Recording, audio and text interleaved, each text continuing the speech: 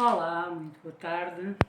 Então, hoje resolvi fazer mais dois dedos de conversa e decidi fazê-lo porque hoje acabei por ser, não direi confrontada, mas chamada a atenção por alguém que dizia que enquanto nós argumentarmos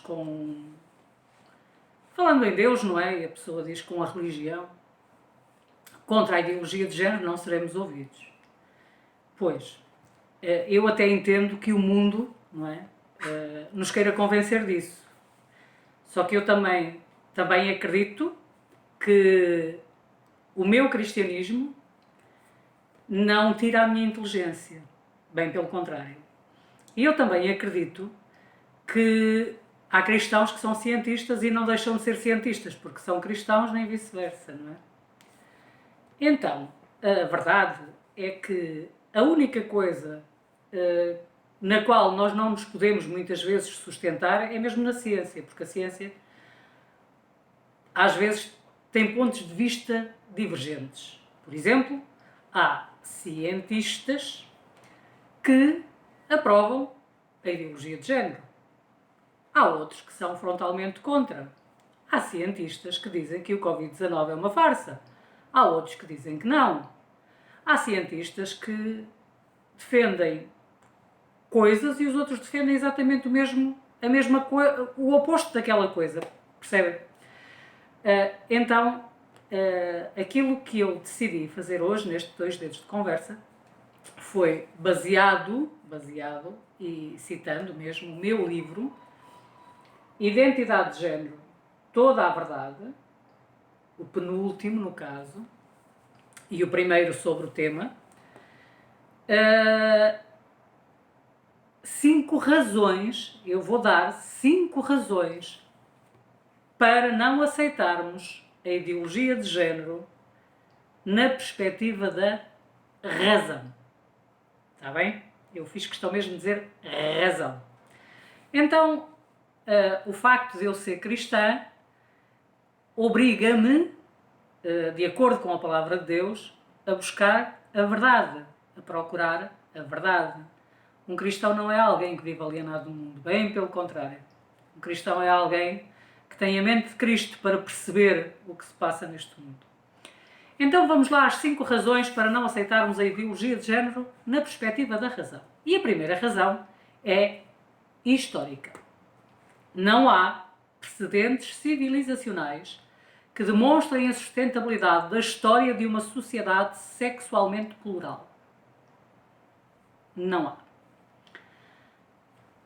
A lógica, pela via dos factos, já que uma cultura heterossexual é fundamental e imprescindível à perpetuação da espécie humana. Sem heterossexualidade não existe procriação. Eu sei que eles agora que dizem que a ciência é melhor do que arriscar o natural, mas o natural nunca deixará de ser natural, porque a ciência consegue fazer algumas coisas com aquilo que é extraído das pessoas naturalmente. Ou seja, sêmen que é extraído dos homens, machos, e guardado num laboratório, ou guardado, ou congelado, seja lá o que for, não é? Não estamos aqui para falar de medicina. Ele precisa de vir de um homem, de um macho, nunca virá de uma fêmea, de uma mulher. E o óvulo também não. Nunca será de um homem, será sempre de uma mulher. Então, pela via dos factos, já que uma cultura heterossexual é fundamental e imprescindível à perpetuação da espécie humana. Moral. Porque se constitui, quer no contexto da ética clássica, quer nos mais antigos códigos de lei, uma premissa de valor essencial à estrutura social e familiar. Os valores referentes à cultura heterossexual não podem ser alterados sem se considerar a imersão num caminho distintamente novo, uma realidade perigosa e sem precedentes. Biológica. Pela bipolaridade sexual manifesta na estrutura corporal, física, emocional e psicológica, e na genética humana, considerando-se os diferentes pares de cromossomas XY e XX. Ou melhor, XY e XX. Que definem a natureza sexual de homens e mulheres. Homem nasce homem e mulher nasce mulher. Homem nasce do sexo masculino, mulher nasce do sexo feminino. Não há outra realidade. E alguém que nasce com uma deformação genética e que aparenta ter os dois sexos, na verdade terá um aparelho reprodutor que pertencerá ou um ou outro. Razão científica. Porque se depreende da ciência a responsabilidade de uma análise sistemática e referencial. A ideologia de género, desenvolvida no subjetivo campo das ciências humanas, não pode assumir-se como conhecimento científico curricularmente proposto sem ter sido criticamente analisado. As prerrogativas de análise, marcadas nas grandes áreas do conhecimento humano, teológico, filosófico, empírico e científico, não devem ser desconsideradas. Do mesmo modo, é imprescindível considerar os seus aspectos simbólico, ético e, sobretudo, axiológico. Meus queridos, é facto que as subjetividades propostas pela ideologia de género vão muito além do contexto privado, pois propõem uma mudança social e paradigmática, intelectual, social, sexual, familiar, civil e educacional. A aceitação da ideologia de género abre espaço, direta e indiretamente, para as teorias e ideologias que a sustentam, entre elas, e para além do marxismo e pós-estruturalismo, a teoria e a pedagogia queer, da qual já falámos aqui nesta rúbrica 2 Dedos de Conversa. Uma perspectiva identitária, desconstrutivista, que propõe desconstruir toda e qualquer ideia de identidade sexual, familiar, institucional e outras. Não importa qual é o nome que os inteligentes, não é? As figuras públicas de esquerda, deem à ideologia de género. Agora eles encontraram um nome muito pomposo. Teoria crítica.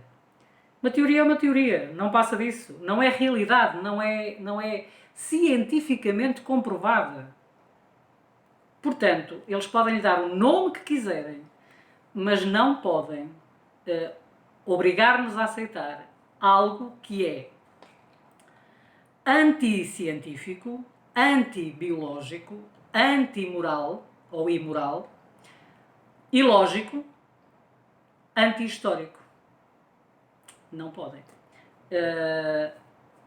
Espero ter-vos elucidado, espero que tenham entendido que a ideologia de género é uma construção de teóricos homossexuais, transgênero, que não se sentem bem com a sua própria realidade sexual e que tentam assim desconstruir a heterossexualidade.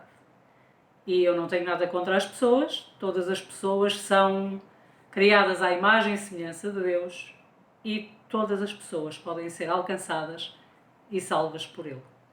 Portanto, ficamos por aqui hoje na nossa rúbrica 2 Dedos de Conversa e eu espero que vos tenha ajudado a perceber o que é a ideologia de género e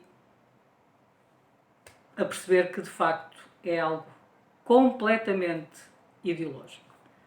Boa tarde. Até ao próximo 2 Dedos de Conversa, se Deus quiser.